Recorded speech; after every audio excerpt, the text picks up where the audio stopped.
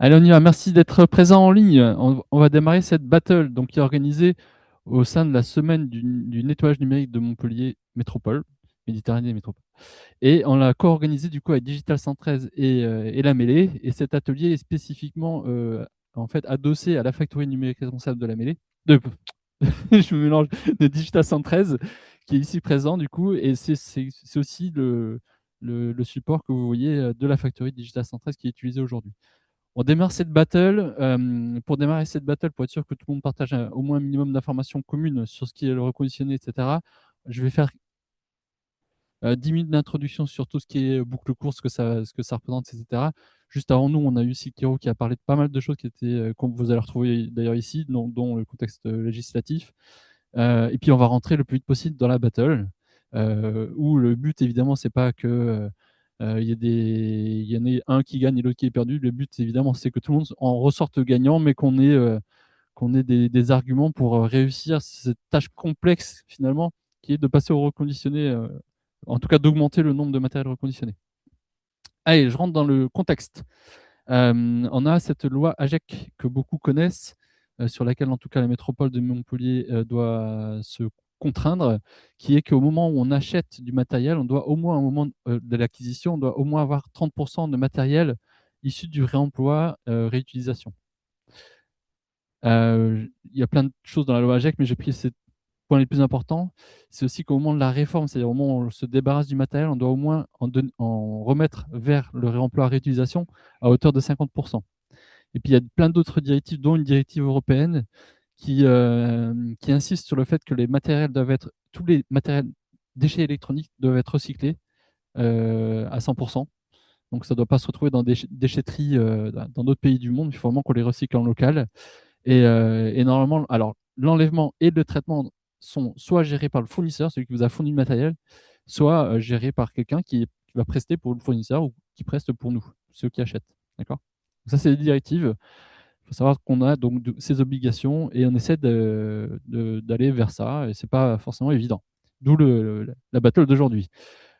Alors, quand on parle de boucle courte, ça parle pas forcément à tout le monde. C'est quand on essaie de mettre en fait en place toute une chaîne d'intervenants qui vont pouvoir collecter le matériel, le réparer, le tracer, le donner, etc. Ça nécessite pas mal d'étapes qu'on ne gérait pas de manière naturelle. Alors là, j'en ai mis quelques-unes en visibilité. Je ne vais pas rentrer dans le détail parce qu'on aura d'autres conférences aujourd'hui sur le sujet. Voilà, donc il faut être maintenant capable de collecter le matériel, c'est d'aller le chercher là où il est, souvent oublié d'ailleurs dans les tiroirs ou dans les armoires, le tracer, l'auditer, savoir s'il marche, s'il ne marche pas, quel niveau, quelle valeur résiduelle il a, etc. Le démonter, le réparer, c'est aussi des compétences. Le stocker, ce qui n'est pas rien, parce que souvent on a des stocks importants qui peuvent durer longtemps.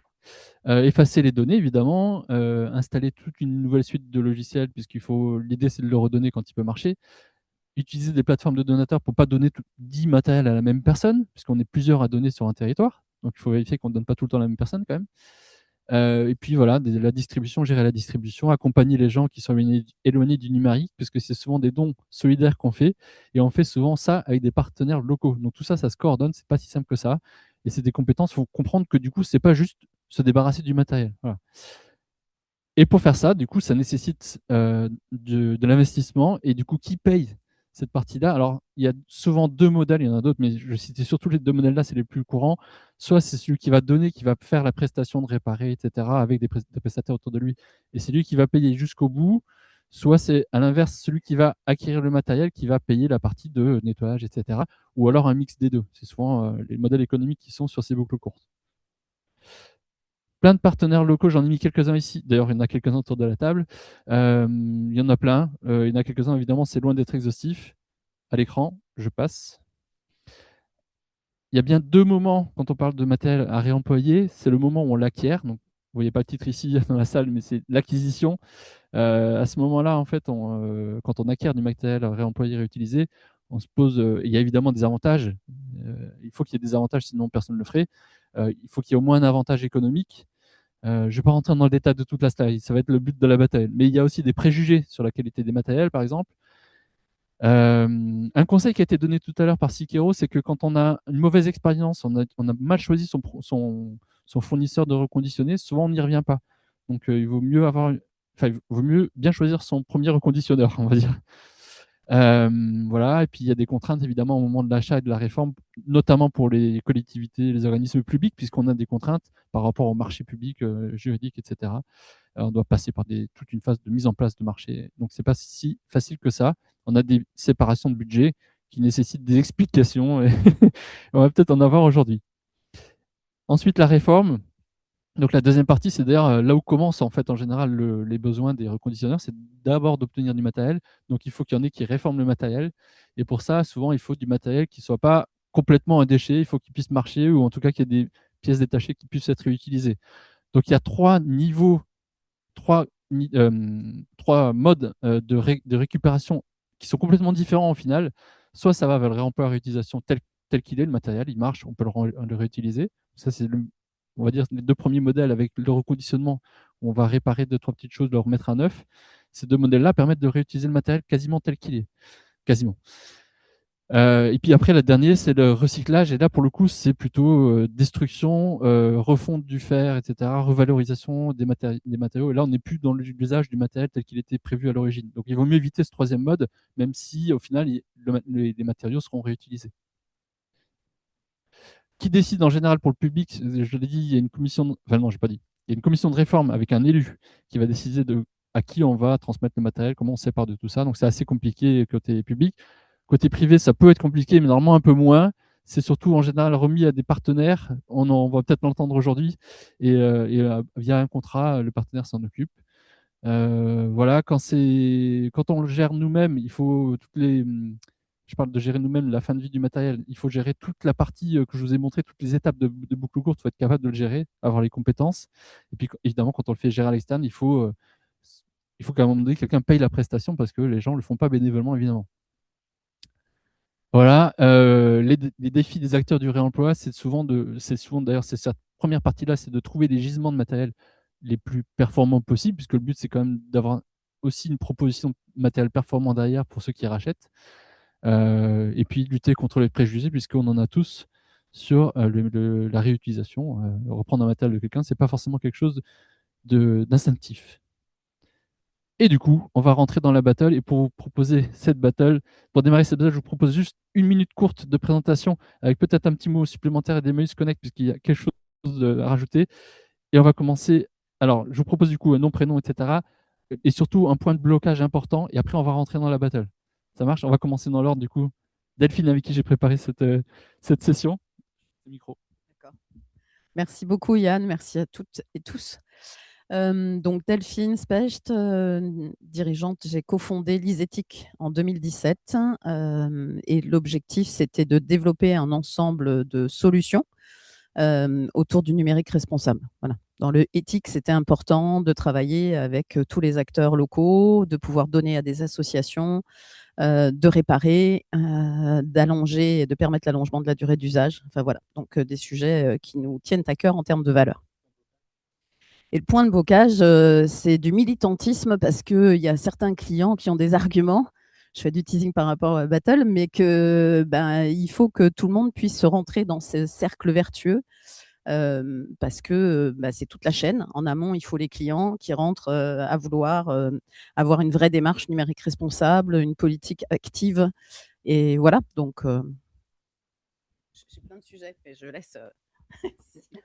Bonjour, Slimane Afdaoui, je suis responsable à la Mutuelle des Motards du service informatique opération IT.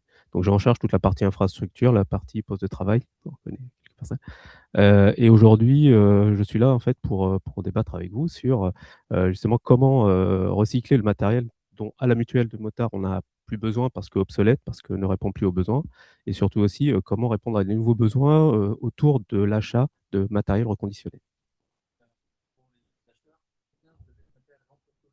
C'est ça, tout à fait. Aujourd'hui, pardon, employé, 0, pardon. Ouais. Voilà, exactement. Bonjour, donc je suis Brigitte Suignard d'Emmaüs Connect. Je suis chargée de développement, partenariat et mécénat.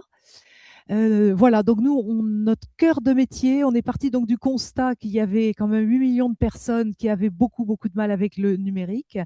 Et donc, notre cœur de métier, c'est lutter contre la précarité numérique. Donc, on a une solution de bout en bout qui est donc avec un premier impact écologique, puisque au lieu d'acheter du matériel, on dit non, utiliser du reconditionné, c'est très très bien aussi. Le deuxième chose après la collecte du matériel, on va le reconditionner. Et nous travaillons uniquement avec des entreprises de reconditionnement solidaire. Donc, on crée de l'emploi d'insertion avec ces entreprises. Et la dernière chose, c'est l'impact social, évidemment, puisque nous allons distribuer le matériel à des personnes qui sont toutes envoyées par l'aide sociale. On les équipe aussi avec une connexion Internet, sinon ils ne pourraient pas aller très loin. Et naturellement, on les accompagne jusqu'à l'autonomie numérique complète. Ce qui fait qu'on traite aussi le D3E, puisque dans le matériel qu'on reçoit, il y a du matériel qui malheureusement ne peut pas être reconditionné. Donc, on travaille avec notre partenaire écologique pour cela. Et donc, au final, on a récolté depuis 2020 plus de 100 000 équipements et on a pu en reconditionner et en distribuer 50 000 en fait. Et ce qui nous permet d'être en plein dans le plan du gouvernement qui vise à équiper 2 millions de personnes en 2027. Et bonjour, donc moi je suis Grégory Viéville, je suis responsable du service relations utilisateurs et nouveaux usages de la ville de Montpellier et de la métropole. J'ai en charge les magnifiques salles de réunion comme celle-ci, les photocopieurs, les imprimantes, les ordinateurs, la téléphonie mobile. Et j'ai un point qui est très important, c'est aussi le support informatique, donc toute l'assistance informatique sur le taux de panne. Donc c'est un sujet qui me tient à cœur. Tout ça. Potentiellement 3000 en attente de décision de ce qu'on va faire en 2026 et 2027. Et après, on est déjà sur une logique depuis ce qu'on expliquait un petit peu en avance de phase. J'ai toujours fait de l'achat un peu éco-responsable avec des alimentations basse consommation, avec du réemploi quand c'était possible. Avec nous, on a des équipes internes qui démontent le matériel et qui réparent le matériel avant de le remettre à disposition. Et on essaye de gérer au mieux nos matériels dans la durée. Bonjour à tous, je suis Aïssam Daoui, fondateur de Infoboost en 2020. Donc Infoboost, c'est une entreprise privée qui fait de la réparation informatique, de la vente de matériel informatique reconditionné et de l'infogérance, donc de la gestion de parc global pour nos clients. Aujourd'hui, on est principalement axé sur du matériel qu'on va reconditionner par nos soins. On fait la partie accès compétences métiers, donc la partie logistique, approvisionnement et sourcing. On travaille avec des partenaires spécialisés qui vont s'occuper de collecter ça, notamment des brokers ou des reconditionneurs qui existent déjà pas mal sur la région. Et on est confronté, nous, vu qu'on est en direct avec nos clients, que ce soit les particuliers ou les professionnels, à ces enjeux d'approvisionnement et de prolongement de durée de vie du parc informatique. Donc, on leur apporte l'accompagnement en conseil, mais aussi en pratique, concrètement.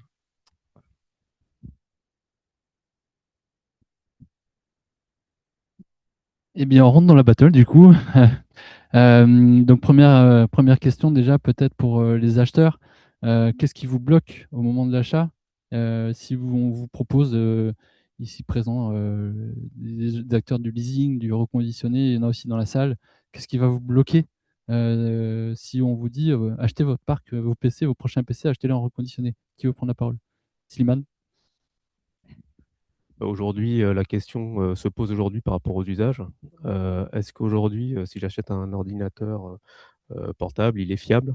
Est-ce que je peux le faire évoluer? Est-ce qu'il va être viable? Combien de temps? On voit bien qu'aujourd'hui, on est tenu par des règles de sécurité et de disponibilité. Et le matériel aujourd'hui, est-ce que lorsqu'il tombe en panne, il est garanti? Combien de temps il est garanti? Voilà, c'est principalement des questions que je me pose aujourd'hui. Allez, à moi. Moi, mon point de blocage, alors c'est pas la volonté, puisqu'on disait qu'on essaie d'y aller. C'est pas une idéologie, parce que je pense qu'on est tous tournés sur les mêmes volontés. C'est plutôt un blocage. Alors, je suis plutôt pragmatique. C'est comment aujourd'hui je gère un parc de 8000 ordinateurs. J'ai 2 modèles, parce que j'ai une petite équipe technique derrière. J'ai tout industrialisé, j'ai tout sécurisé. On a une gestion de nos packages, on a une gestion du déploiement sur 8000 ordinateurs, sur 200 sites différents.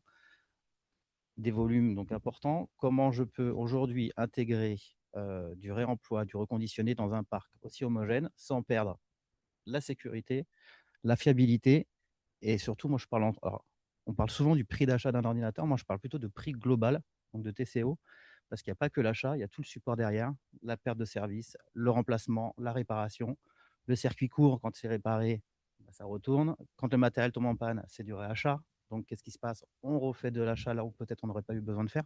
Donc, c'est comment réutiliser, comment pouvoir réutiliser le réemploi dans mon parc de 1000 ordinateurs en gardant fiabilité, en gardant satisfaction utilisateur, en étant sur la sécurité et répondre à l'ensemble des lois comme la loi AGEC, même si c'est un objectif et que c'est qu'on peut atteindre l'objectif, mais ça ne doit pas descendre notre qualité de service. Alors, la réponse. Est-ce que vous avez fait un test? Est-ce qu'il y a un POC qui a été mis en place pour... J'entends qu'il y a des freins. Alors, est-ce que les freins sont psychologiques par rapport à une mauvaise expérience, par rapport au démarrage du reconditionné? On se disait, ouais, c'est pour le grand public. Est-ce que du coup, il y a chez vous, dans votre structure, identifié une typologie de population ou d'équipe qui pourrait être éligible à un POC? On a une idée. On a une idée qui ne va pas plaire à tout le monde, mais aujourd'hui, on a les écoles. Justement, on avait comme objectif de récupérer les ordinateurs. Donc, nous, on est sur un cycle de vie, on est sur 5 ans et demi aujourd'hui sur le poste informatique des agents.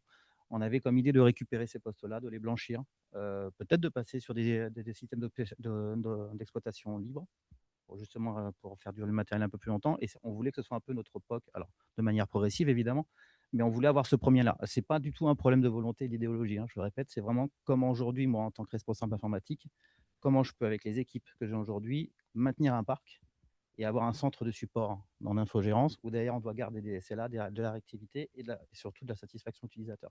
Aujourd'hui, du reconditionné, ça ne me pose aucun problème. Il faut juste que derrière, tous les logiciels qui vont évoluer avec le temps, nous, on a plus de 800 logiciels critiques. Donc, tous ces logiciels doivent évoluer avec le temps. Il faut que nos matériels suivent avec dessus. Comment aussi on arrive à implanter et à forcer nos éditeurs à ne pas demander toujours plus? Parce qu'aujourd'hui, on doit quand même répondre à nos usagers, à nos citoyens. Donc, on a des outils qui sont aujourd'hui lourds. On a des machines qui sont surutilisées. Alors, on met des outils. On a un outil, je ne sais pas si on peut en parler, on est en train de mettre Sobri qui nous permet d'avoir le carnet de santé numérique de notre machine. On essaie d'anticiper les usages, d'être proactif et pas curatif dans les dépannages. Il faut essayer d'adapter notre poste par rapport à ça. Donc, on essaie plein de choses. Donc, on n'est vraiment pas contre. Mais j'ai une vraie contrainte aujourd'hui, c'est que je vois 8000 machines et il faut que je puisse les intégrer avec du réemploi.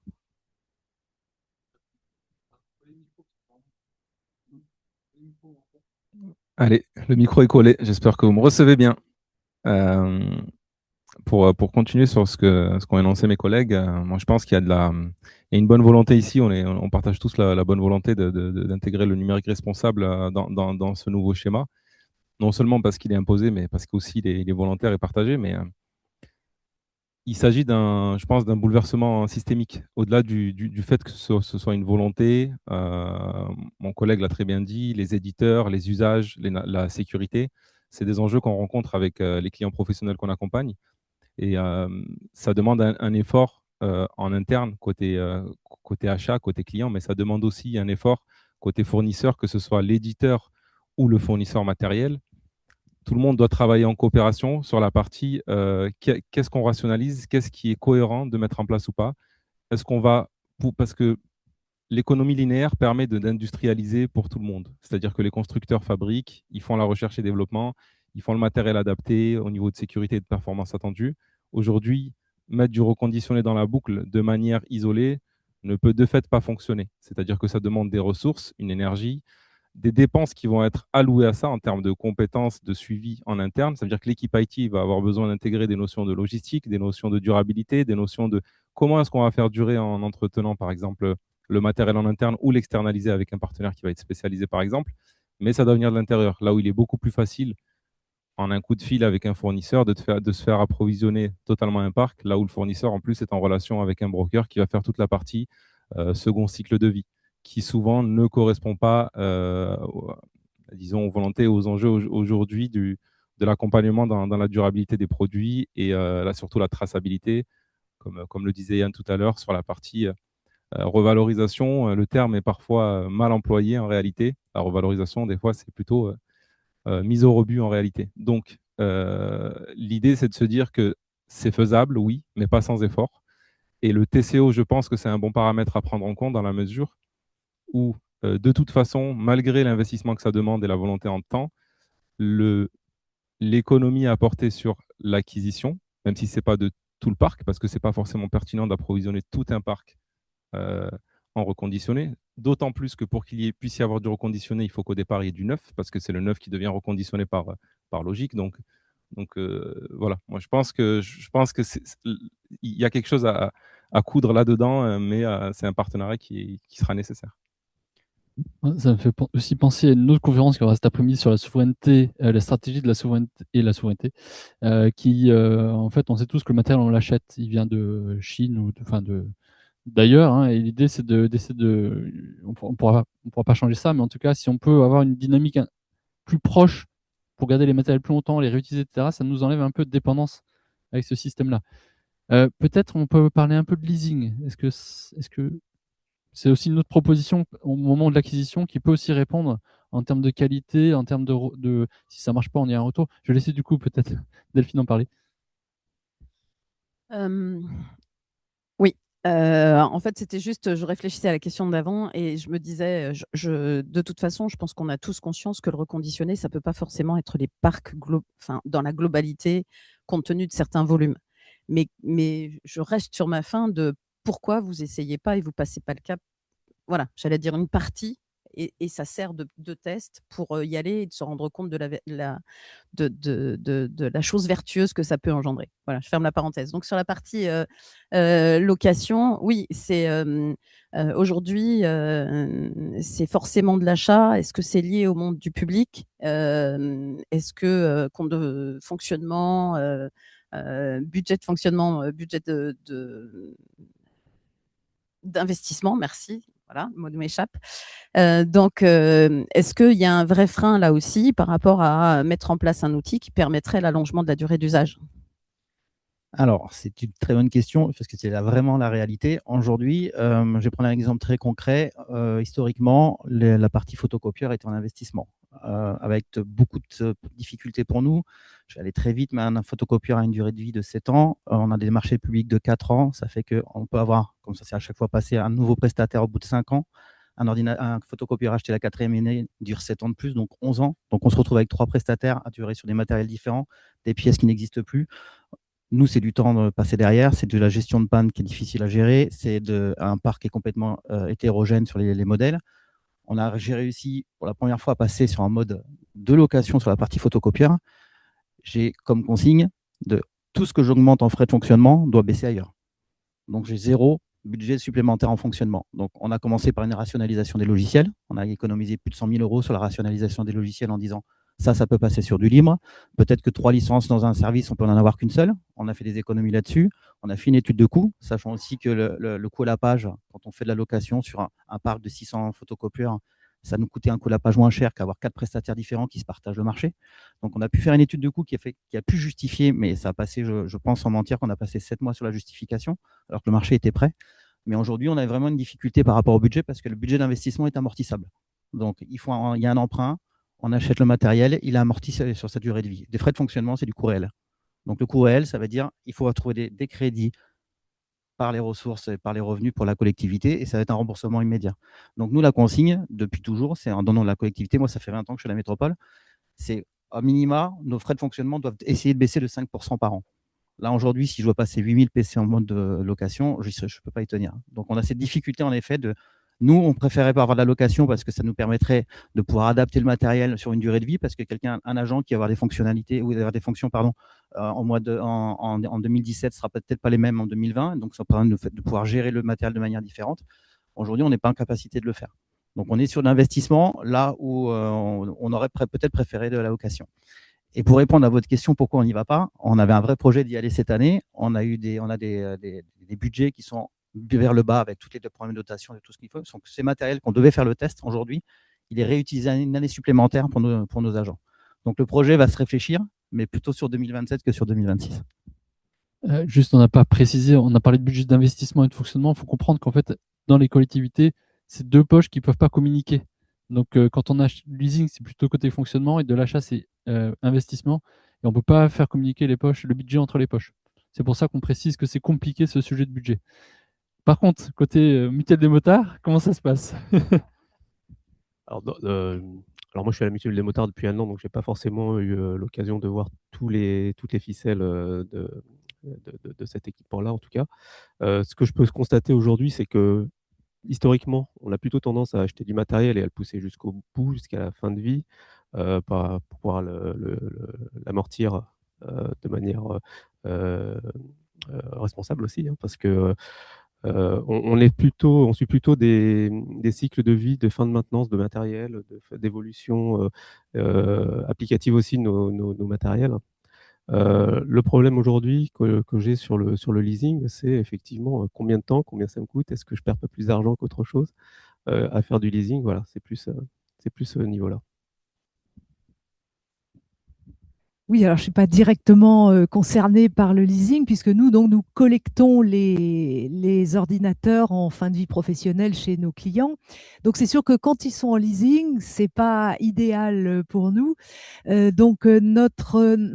Comment dire, un peu notre vocation aussi, c'est donc voilà, tout ce qui est lutter contre la précarité numérique et participer à créer des partenariats avec les entreprises au-delà du matériel, les aider dans leur politique RSE également. Et la politique RSE, ça veut dire beaucoup de choses. Et c'est vrai que parmi les choses qui sont mises en avant par nos donateurs, il y a ce côté partenariat, ce côté valeur qui est très important en interne parce que plus le temps passe et plus les gens qui sont embauchés ont vraiment envie de respecter des valeurs et ça aide en fait à la fidélisation des salariés d'avoir ces valeurs-là. En plus, on va faire d'autres choses, on va faire de la sensibilisation au numérique responsable, donc pas seulement les matériels de l'entreprise, mais les matériels collaborateurs aussi. Donc, je dirais que travailler avec Emmaüs Connect, donc si vous êtes en leasing, ça va être difficile, mais sinon, voilà, c'est quelque chose où vous avancez dans votre politique RSE.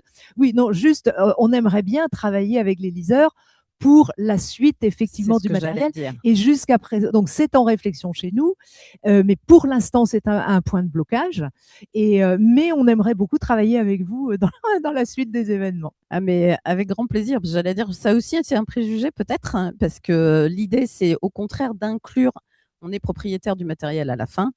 Et quand effectivement on parle d'éthique ou de RSE, j'allais dire l'objectif c'est aussi de faire passer les messages auprès des clients en disant il y a un rôle sociétal, donc l'environnement c'est important, mais on a aussi un rôle sociétal. Et j'allais dire, je prends l'exemple de notre client SPI. Pendant le Covid, on a eu des demandes de la part d'associations et de collèges où les enfants, pour suivre les cours en distanciel, tout le monde dans une famille, 3 enfants, n'a pas forcément 3 PC pour suivre les cours. Donc, il y a eu plus d'une centaine de PC qui étaient chez notre client, qui a été donné. Et j'allais dire, c'est remonté dans les indicateurs RSE. Voilà, j'allais dire, on est tous concernés. Et ce que j'entends, c'est que je pense qu'il y a dans les freins, beaucoup de préjugés ou de modes de fonctionnement, j'allais dire, d'avant. Et il faut qu'on soit tous acteurs d'un nouveau mode de fonctionnement et d'avoir intégré qu'effectivement tout ce dont on a parlé ce matin, qui était la partie performance environnementale, performance économique et sociétale, voilà. Donc j'allais dire ce qui était vrai avant, c'est important de casser les codes et d'être tous ensemble. Après, effectivement, il y a des configurations techniques qui existent, qui sont plus ou moins récentes en fonction des publics à qui ça va être donné. Et d'autres associations qui vont accepter d'autres typologies de matériel, même très anciens, puisqu'on travaille aussi avec une association où c'est parce qu'on est tous militants, où le responsable, en fait, récupère même les vieux nanars pour les mettre dans les collèges, pour montrer et faire des ateliers de réparation, pour sensibiliser le plus tôt possible au fait que réparer le matériel, c'est possible, de faire en sorte qu'il y ait plus de filles, mon côté mixité, qui soient aussi éligibles à de la réparation et à du matériel pour justement faire en sorte que tout le monde puisse y participer. Donc, cassons les codes. Moi, je trouve ça ultra. J'ai deux questions. Une qui m'interroge un peu, c'est un peu comme les véhicules. Aujourd'hui, on fait beaucoup de leasing sur du véhicule neuf. Donc, moi, j'attendrais bien à un moment qu'on ait aussi du leasing sur du matériel reconditionné. On ne l'a jamais proposé aujourd'hui. On propose toujours du leasing sur du matériel neuf. Et la deuxième chose où je suis entièrement d'accord, c'est qu'on a un vrai problème sur la réparabilité des matériels. Donc, nous, aujourd'hui, dans nos marchés publics, on met une clause obligatoire par rapport à ça. Parce que je vais prendre un exemple sur notre fournisseur actuel de matériel. On a eu une panne sur le port USB-C qui a été quasiment sur 90% du parc, qui a nécessité un changement de carte mère complète pour juste une panne matérielle. Donc aujourd'hui, on change aussi nos méthodes, on revoit nos marchés publics pour qu'on ait ce taux de réparabilité, pour qu'on soit en autonomie. Donc ça nous fait aussi des fois créer des marchés publics supplémentaires pour le taux de réparation. Typiquement, c'est quelque chose qu'on est en train de mettre en place. Mais on avait aussi ces problèmes de conception qui faisaient qu'on avait des matériels qui étaient tout en un et qu'on était revenu sur un fait, changer une batterie. Pour changer une batterie, avant, on déclipsait, on changeait. Aujourd'hui, à une époque, il fallait dessouder. Donc, nous, on a racheté 2500 batteries cette année pour qu'on modifie. Donc, on est passé sur un mode ça nous a pris 3 mois. On a remplacé les 2500 batteries. C'est en cours pour terminer. Mais on reconditionne donc les batteries. C'était sur un prestataire avec de la batterie reconditionnée. Ce n'est pas de la batterie neuve. Et donc, on a changé cette partie-là pour que justement, on puisse faire durer les matériels un peu plus longtemps. Donc, c'est pour ça aussi qu'en 2026, il ne se passera rien chez nous. Mais Ouais, tout peut changer. Tout peut changer. Ça change vite ici chez nous. Il y a des choses il y a des choses qui changent très vite. Juste un truc, et je vais vous laisser la parole aussi derrière. En termes de qualité, puisqu'avant de pouvoir faire du leasing, il faut qu'on vous donne du matériel. Il faut que vous recevez du matériel, vous le trouvez. En termes de qualité, je sais que c'est pas les acteurs du réemploi du reconditioning n'ont pas forcément les mêmes demandes de matériel en termes de qualité. Peut-être juste un mot à Aïssa, puisqu'il n'a pas encore pris la parole, en termes de qualité, quel niveau de qualité que vous pouvez récupérer dans votre entreprise pour commencer à les accepter et à les remettre dans la chaîne. Je vais me permettre aussi de rapidement reprendre ce qu'a dit mon voisin parce que c'est super intéressant de parler de matériel parce qu'à un moment donné, si on veut faire du reconditionné, on va dire cohérent, le matériel est à la source. Il faut penser à la source, c'est super important. Déjà, bravo d'avoir pris des batteries reconditionnées. C'est énorme. C'est une des choses les plus compliquées à reconditionner aujourd'hui et en plus les plus polluantes. Donc ça, c'est super. Mais pour la partie où on va le client doit avoir des exigences vis-à-vis du fournisseur, que ce soit le constructeur ou un distributeur. C'est là que ça commence. C'est-à-dire l'indice de réparabilité, il est primordial. Les constructeurs n'ont pas d'intérêt à ce que leur matériel soit réparable ad vitam aeternam parce que leur cycle de vie s'en verrait vraiment prolongé et leur économie impactée. Par contre, le client a un levier là-dessus. Et c'est là où ça devient cohérent d'agir là-dessus. Donc, c'est super intéressant la démarche entreprise par la métropole, du coup. L'idée, c'est de se dire, en interne, quand on a cette conscience-là, qu'on le conscientise et qu'on le diffuse dans les équipes, on va savoir les usages, mais aussi à la construction. Donc, nous, et qui va directement répondre à la question de Yann, on prend du matériel aujourd'hui qu'on peut réinjecter dans le circuit, que ce soit un circuit grand public pour le scolaire ou le travail, on va dire assez intense, ou en entreprise. On va partir sur certaines générations de processeurs parce que la génération du processeur, c'est elle qui définit la génération de la carte mère, c'est elle qui définit les fonctionnalités à travers ce qu'on appelle le chipset. Donc, à partir du moment où on sait que c'est, grosso modo, pour ne pas faire compliqué, à partir de la 8e génération, c'est-à-dire 2018, on a du matériel qui fait le travail en termes de performance pour de la bureautique de manière générale et en termes de sécurité, notamment avec les exigences du système d'exploitation Windows 11 qui aujourd'hui est prépondérant dans la plupart des parcs. On peut installer Windows 11 sur le matériel qui est de 2018. Et c'est un matériel qui a encore, si on le reconditionne bien, 4-5 ans devant lui aujourd'hui. Donc on parle de matériel qui, économiquement, dans le modèle actuel, est amorti sur 5 ans, physiquement peut durer 10 ans. Et ça fait une grosse différence déjà. Et on a beaucoup de matériel. Tous ici, je pense qu'on a pu expérimenter au moins une machine qu'on a achetée qui nous a duré 10 ans ou plus. Donc, factuellement, c'est possible.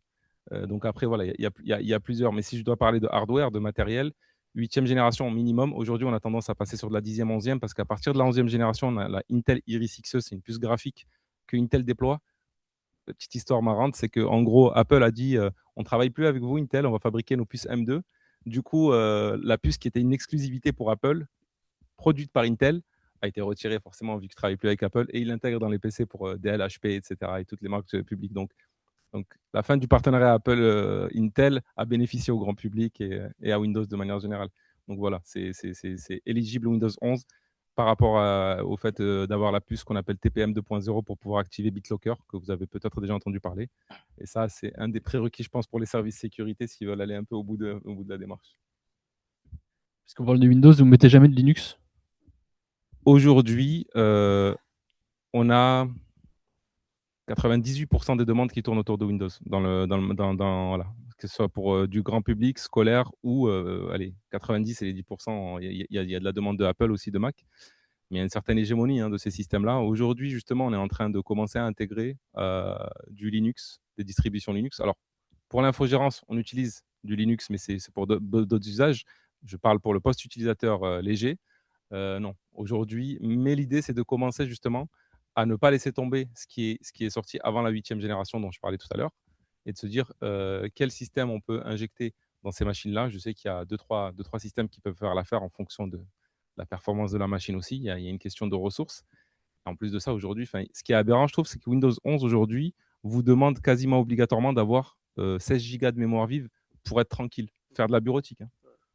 Donc, et aujourd'hui, en plus, l'explosion des prix, c'est encore un autre sujet, mais l'explosion des prix de la RAM à cause de l'IA, il y avait la crypto et puis il y a eu l'IA. Aujourd'hui, on va acheter une barrette de 16 Go, on la paye 120, 130 euros. C'est devenu assez aberrant. Donc, il y a plein de enjeux, mais voilà, pour moi, un usage moyen à partir de la 8e, un usage professionnel un peu intense, 11e génération et plus récent, 12e, 13e. Si on veut avoir une DSI qui est sereine, on lui donne la 12e génération. Et là, on peut amortir sur 5 ans sans trop. Enfin, on peut espérer une durée de vie sur 5 ans sans trop être en PLS, je dirais. Je reviens sur le leasing qui en fait est je dirais une de nos difficultés. Notre plus grande difficulté, c'est l'accès au gisement. Et aujourd'hui, quand ils sont en leasing, c'est une fin de non-recevoir en fait. Donc effectivement, la question que je voudrais poser, donc bravo à vous d'intégrer un peu toute cette RSE et les besoins des publics en précarité, mais combien parmi vos collègues, et néanmoins, ou concurrents et néanmoins amis, liseurs sur la place française, combien ont ce désir de donner aux associations? Parce que pour l'instant, alors je suis récente chez Emmaüs Connect, mais pour l'instant, je n'ai pas réussi en fait auprès d'un liseur. Donc, je n'ai pas beaucoup tenté. Je souhaite le faire. Donc, dites-moi déjà comment faire et combien. Alors, il va falloir leur faire bouger les lignes. Quand puisqu'on a travaillé soit chez d'anciens loueurs, soit de filiales de banque, soit chez des loueurs indépendants, et quand on a décidé de créer Lise Éthique, c'était volontairement pour dire il y a des choses qui existent, on les connaît. Donc l'objectif, c'est si on crée quelque chose, ça va être d'y mettre nos valeurs. Donc, je sais que c'est pas facile, voilà, mais c'est possible puisqu'on le fait, voilà. Donc, on a participé d'ailleurs au démarrage d'un livre blanc avec Emmaüs Connect parce qu'on était au contact et pour nous, c'est important, voilà, que chacun participe dans la chaîne. C'est vrai que quand on a la chance de gérer pour le compte de grands clients des grands parcs informatiques dont à la fin on est propriétaire, on peut aussi avoir une volonté de participer à tous les sujets d'environnement et sociétaux. Donc c'est vrai on en parlera cet après-midi. On participe aussi avec Rinoc, la mêlée, à pouvoir donner à des publics dans différentes associations. Voilà, donc j'allais dire, on est tous conscients, et de plus en plus, qu'effectivement, le fait de louer et d'avoir des parcs informatiques importants, derrière, il faut faire le job d'être vertueux aussi. Voilà. Donc, je suis consciente et le gisement, il est là. Donc, il faut aller leur dire qu'il faut bouger les lignes. Et en ce qui concerne effectivement sur du financement de matériel reconditionné, on a fait un travail avec des gros partenaires financiers, à la fois au niveau du juridique, à la fois au niveau des équipes commerciales, pour faire bouger les lignes. Parce qu'avant, un banquier, ça a besoin d'un actif neuf, et que donc, c'est pas forcément facile, mais on a souhaité mettre en place à la fois contrat qui permet l'allongement de la durée d'usage et pas de forcer la rotation tous les 3 ans. Ça, c'était important pour nous parce que c'était générateur de conso et que c'était antinomique avec ce qu'on souhaitait. Il faut trouver la bonne durée d'usage, voilà. Et puis après, c'est effectivement, j'allais dire, le fait que le banquier derrière ou le refinanceur accepte de financer du matériel reconditionné, et ça passe par de la garantie, voilà. Donc même le reconditionné ou le remanufacturé, ça a des durées de garantie, donc il n'y a pas de raison que ça ne soit pas financé. Alors moi, j'ai une petite question. Ouais. J'ai juste une petite question. Alors, je ne vais pas parler de la maltraitance animale, mais je vais parler de la maltraitance informatique. Nous, on gère des utilisateurs qui maltraitent certainement souvent leur matériel. On essaie d'avoir des stratégies dessus. On essaie justement, entre autres, d'essayer d'avoir une session de l'ordinateur en fin de cycle de vie à l'utilisateur, qui prenne plus soin de son ordinateur sur le long de vie. En mode leasing, si nous avons des utilisateurs on a beaucoup d'utilisateurs sur le terrain, ce qui explique ça, avec beaucoup de casses et de pannes, comment ça se passe au niveau coût et comment ça se passe justement en termes de gestion de budget si on ne sait pas exactement le taux de casse qu'on peut avoir dans l'année ou sur un leasing, comment ça fonctionne? Alors là, c'est pareil. En fait, globalement, l'objectif, c'était par rapport à la casse où, alors nous, quand on loue des parcs de smartphones, c'est forcément avec un coque de protection et le vitre. Voilà. Donc, quand on a récupéré les 6000 smartphones de la SNCF, derrière, c'est comme du neuf. Hein. Voilà.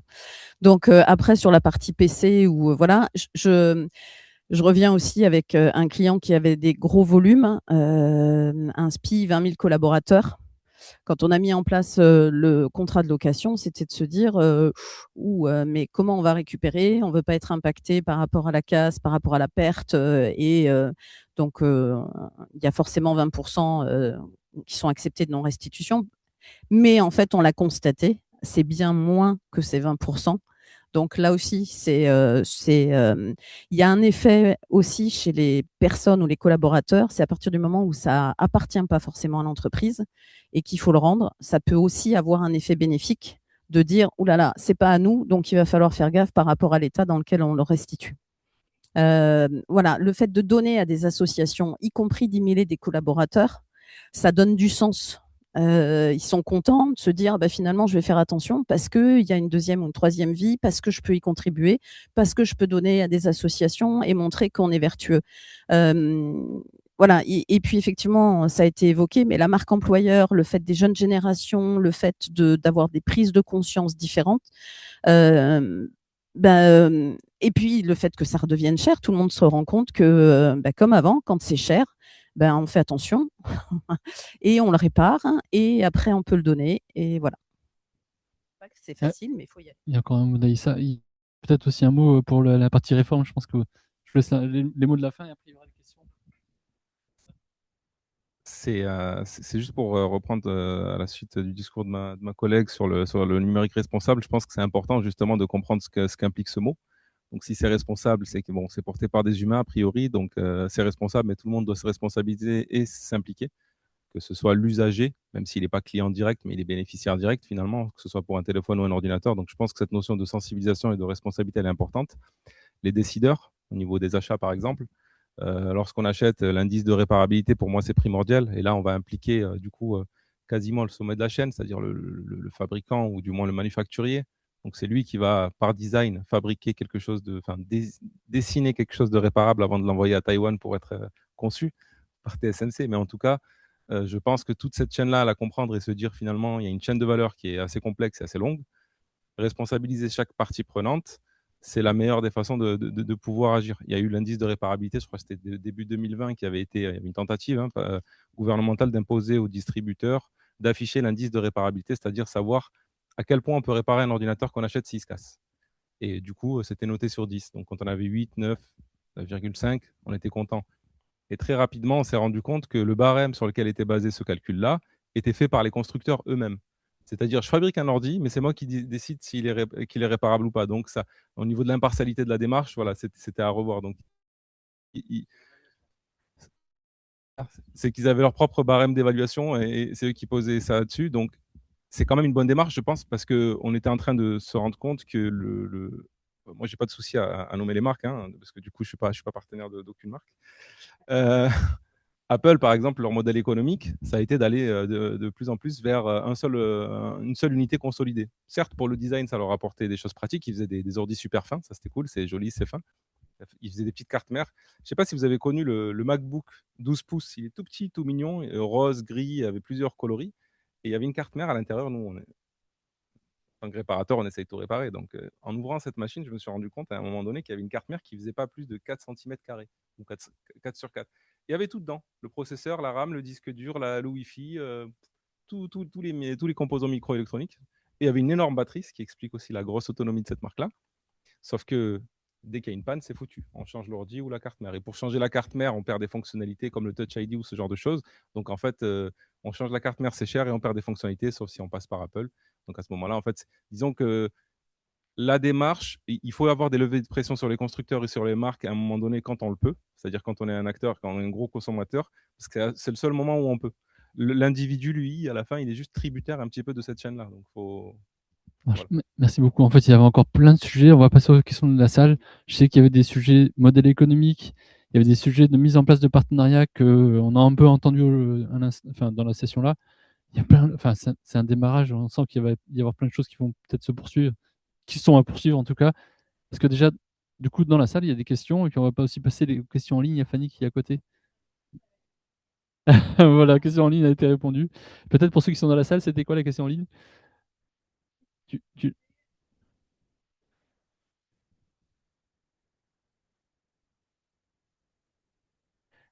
Oui, donc la réponse était oui, hein, je réponds. Mais effectivement, pour le leasing, est-ce que le leasing propose du reconditionné? C'est oui, tout à fait. Dans la salle, du coup, une question, première question. Je vous passe le micro. Je voudrais savoir comment ça se passe en question démarche pour une association pour avoir du matériel et qu'est-ce qui va avec le PC portable, si c'est possible de m'en informer. J'ai pas bien compris la question. C'est comment du matériel. Ah, d'accord, très bien. Nous, déjà, il faut savoir, le but, c'est de vous simplifier la vie au maximum. Donc, effectivement, il faut nous contacter. Donc, vous pouvez aller sur notre site et le site Emmaüs Connect. Et là, vous aurez une page pour vous connecter et proposer de faire un don. On demande simplement le listing du matériel, la liste du matériel avec est-ce que vous avez l'impression qu'il est fonctionnel, ses caractéristiques techniques, bon, sans rentrer dans le grand détail, mais voilà. Et ensuite, on va vous contacter pour convenir d'un enlèvement. On a plusieurs types d'enlèvements. Soit, si c'est un gros volume, on envoie un transporteur. On travaille a priori sur toute la France. Soit, si ce sont des petits volumes, on a un partenariat avec la Poste.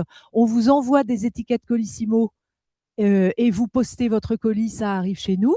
Et il va suivre, voilà, et votre matériel va suivre toute la procédure. Donc voilà, donc tout ça c'est gratuit pour vous, même si nous on paye toute la suite, hein, le transport, le reconditionnement, l'effacement, etc., etc. Donc voilà, tout ça c'est gratuit pour vous. Et en fin de course, quand on aura donc collecté, reconditionné, on va pouvoir vous donner tous les documents correspondants. Donc la fiche de réception, la fiche d'audit et le certificat d'effacement ou de destruction pour le matériel qui n'aura pas pu être reconditionné. Donc, vous avez une traçabilité totale du matériel que vous nous aurez envoyé. Est-ce que j'ai répondu à votre question? Oui.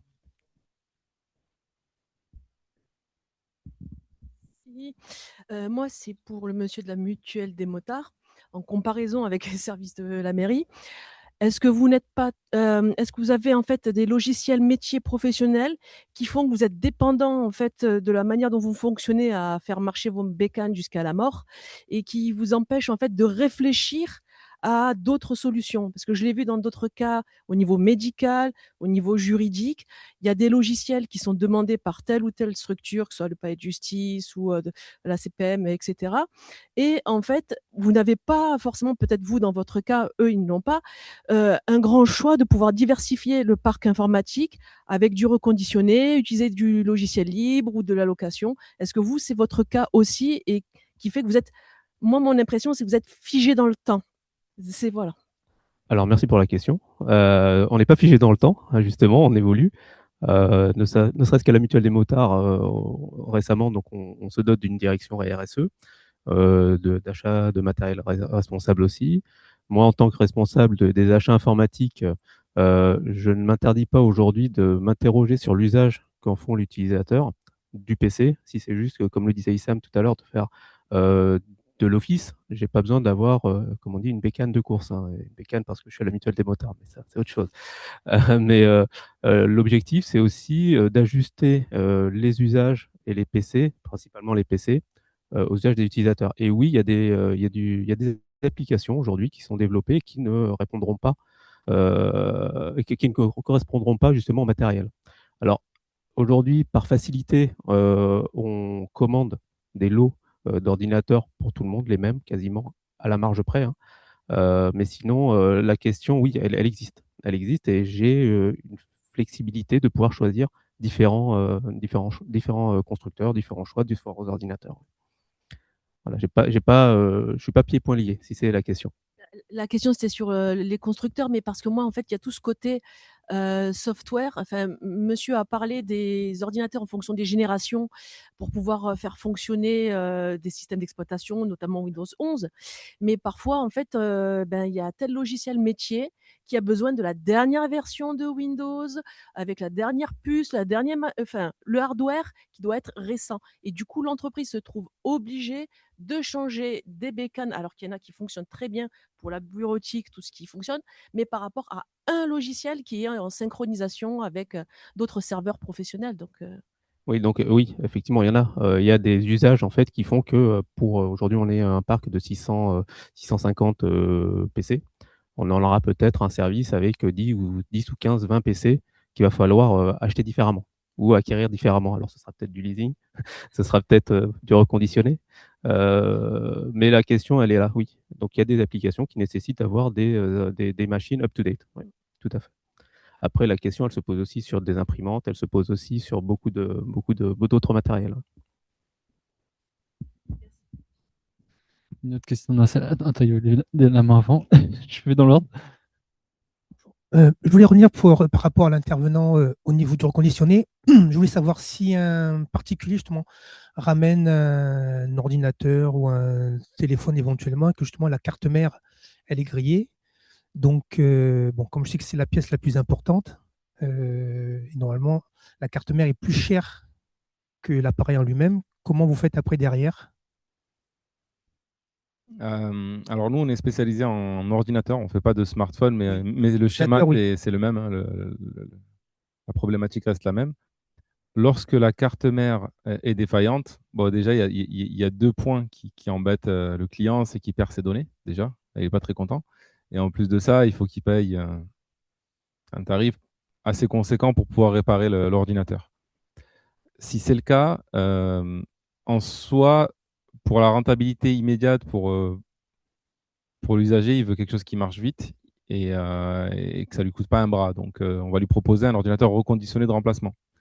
On va toutefois lui proposer une réparation en remplaçant la carte mère. Maintenant, ce qu'il faut prendre en compte dans ce genre de situation, c'est quel âge a la machine, d'où vient la pièce qu'on rachète, est-ce qu'elle est neuve, est-ce qu'elle génère plus de déchets qu'une pièce. Si on a la pièce détachée en stock et qu'elle est compatible, à ce moment-là, le plus intelligent, c'est de reconditionner cette machine et de la réparer. Hein. Par contre, si on a du matériel qui va être obsolète à ce moment-là et coûter cher pour pas durer longtemps derrière, il y a un arbitrage. Donc, ça se décide au cas par cas, ce genre de situation-là. Et il faut faire le plus pertinent. Il y a toujours plusieurs axes. On ne peut pas juste parler de la pollution que ça génère ou de l'empreinte environnementale. En réalité, le reconditionné a plusieurs enjeux. Il a la sécurité pour les responsables informatiques. Des fois, on est obligé de prendre du matériel plus récent pour être aligné avec la sécurité actuelle parce que les hackers, ils ne vont pas attendre de devenir RSE. Les mecs, ils sont là pour évoluer. Ils évoluent constamment. Donc, les constructeurs et les éditeurs en face, ils renforcent leur sécurité et des fois, le matériel est un passage obligatoire, la mise à jour du matériel. Donc ça, il y a plusieurs enjeux. Et le paramètre économique pour le client qui vient et qui veut s'y retrouver dans son portefeuille, ça compte aussi. Peut-être aussi, c'est un pro. Nous, on accueille la personne en tant que particulier, entre guillemets, mais en réalité, il l'utilise peut-être pour son boulot, parce que c'est un libéral, un indépendant. Il y a pas mal d'indépendants qui viennent nous voir. Donc, si on lui dit ça coûte 400 € la réparation, mais on a des ordinateurs à 300 € ici qui sont déjà prêts, garantis 2 ans, il va prendre l'ordinateur, concrètement. Il va prendre le plus pertinent aussi. Oui, bon. Merci Yann. Et moi j'ai une question pour les DSI en fait, à savoir selon vous, quel est aujourd'hui le moyen le plus efficace pour réduire le l'empreinte numérique, les usages, les infrastructures ou le modèle d'acquisition des équipements? Ah, la question piège. En fait, c'est un mélange de tout ça. C'est un mélange de tout ça. Nous, en ce moment, on a revu toute l'infrastructure. Donc, on a une infrastructure qui est neuve, mais on avait un vrai besoin sur la partie technique, parce qu'on avait un petit retard technologique par rapport à ça. Aujourd'hui, on est en train de réfléchir sur pas mal de sujets, dont la souveraineté des données, la souveraineté des usages, la souveraineté des outils, des matériels. On est sur des projets qui sont avec plusieurs métropoles en coordination. L'idée, c'est de comment on peut justement récupérer du matériel aujourd'hui en l'état, donc faire durer notre parc, comment on peut l'utiliser sur des outils justement qui nous mettent en difficulté, on peut les donner, hein, Adobe, Autodesk, des produits qui sont un peu leaders du marché, comment on peut changer d'outil, comment on peut passer sur autre chose pour justement arrêter d'être bloqué par ces outils qui sont sur du mode locatif. Alors c'est vrai que la location, ça a des avantages, mais ça a aussi des inconvénients sur la partie logicielle. Avant, on avait une licence perpétuelle, on pouvait la faire durer. Avant, on pouvait faire de la licence flottante, on pouvait la faire du partager. On a un modèle économique aujourd'hui qui est compliqué. Après, je pense qu'il y a des décisions aussi, on en a parlé un peu avec les constructeurs. À un moment ou à un autre, il faudra aussi peut-être qu'il y ait une certaine révolte et qu'à un moment ou à un autre, on se dise pourquoi on va tout accepter. Donc aujourd'hui, on a des situations sur du matériel qui monte en flèche au niveau des prix. Comment nous, en termes de DSI, on peut se mettre en place et comment on peut je pense qu'il faut à un moment ou à un autre, il faut aussi essayer de se discuter entre nous et dire comment arrêter de dire oui à tout, à dire oui à tous les constructeurs, à toutes les nouveautés, et comment aujourd'hui on peut travailler différemment et comment on peut mieux accompagner l'utilisateur pour avoir des produits qui seraient peut-être plus durables dans le temps. Moi, je suis un centre support, hein, donc je suis la partie utilisateur. Moi, mon métier, c'est de rendre service à l'utilisateur. Aujourd'hui, le plus difficile, c'est l'accompagnement. Donc, on est en train de regarder, de réfléchir sur comment on peut passer sur des logiciels libres. On a une volonté d'y aller, mais comment on accompagne les utilisateurs, comment on peut... Ça va nous aider. Le matériel, du coup, moi, consommateur, on va pouvoir utiliser nos matériels plus longtemps. Nous, moi, j'avais une petite stratégie, c'est que le matériel qu'on voulait céder pour les utilisateurs, on voulait passer sur des logiciels libres pour qu'ils commencent à se prendre la main dessus à titre personnel, parce que je pense que si à titre personnel, on commence à utiliser du libre, c'est plus facile dans le professionnel à basculer sur les outils. Parce qu'aujourd'hui, la difficulté de l'accompagnement, c'est que quand moi, je suis habitué aujourd'hui à travailler sur du tableau Excel toute la journée et que j'ai un chef de service qui va me dire, moi, j'ai besoin de mon tableau dans 2 heures. Si je commence sur un nouvel outil que je ne connais pas, que je vais mettre 6 heures, j'aurai une pression, ça va être compliqué. Donc, comment réfléchir différemment sur l'accompagnement, le changement, quelle est la stratégie? Je pense qu'il faut arrêter de réfléchir tout seul dans son coin. On voit qu'il y a beaucoup, sur la souveraineté, en ce moment, c'est un peu le mot à la mode, donc on en voit de partout. Comment trouver les bons outils qui vont nous aider à faire durer le matériel plus longtemps? Quelle est la stratégie sur le reconditionné? Moi, ma stratégie sur le reconditionné, c'est qu'il y a des choses que je pense qu'il y a des choses où le cœur du SI ne pourra pas être modifié sur du neuf. Et je pense que j'aurai une cœur de mon parc qui va être sur du neuf obligatoirement pour la partie logicielle par rapport au métier. Mais par contre, le reconditionné, peut-être que je peux le mettre ailleurs. Je peux peut-être le mettre sur des postes d'accueil, je peux peut-être le mettre dans les écoles, je peux peut-être le mettre sur des métiers où on va faire de la consultation bureautique. Et là, pour le coup, je peux durer plus longtemps sur le métier, je peux durer plus longtemps sur les outils, plus longtemps sur le matériel. Mais en effet, il y a la stratégie globale. Il faut regarder les infrastructures, il faut regarder la partie software, la partie hardware et la partie accompagnement utilisateur. Je ne sais pas si j'ai tout répondu parce qu'elle est longue cette question. Non, mais on savait de toute façon que l'heure ne suffirait pas. Il y a encore, j'imagine, plein de questions. Même la journée ne suffira pas, je pense. En fait, dans la salle, il y a quelqu'un qui fera la conférence sur la souveraineté tout à l'heure. Donc, n'hésitez pas aussi. J'ai oublié de me présenter, je crois, en introduction. Je suis en charge de la stratégie numérique responsable de la métropole. Donc, je travaille beaucoup avec Grégory sur le sujet, mais je suis aussi en charge de la relation partenaire notamment. Donc, voilà, Yann Dreuty, sur ce sujet-là, si vous voulez, n'hésitez pas à revenir à moi. C'est aussi moi qui organise tous les événements de cette semaine. Donc, revenez vers moi s'il y a besoin. Et du coup, je vous souhaite une bonne continuation pour toute la journée. N'hésitez pas, pour ceux qui ont encore des questions, de choper les gens au passage. Et on va démarrer sur les prochaines sessions juste derrière. Merci à tous ceux qui étaient en ligne aussi. Et merci à Digital 113.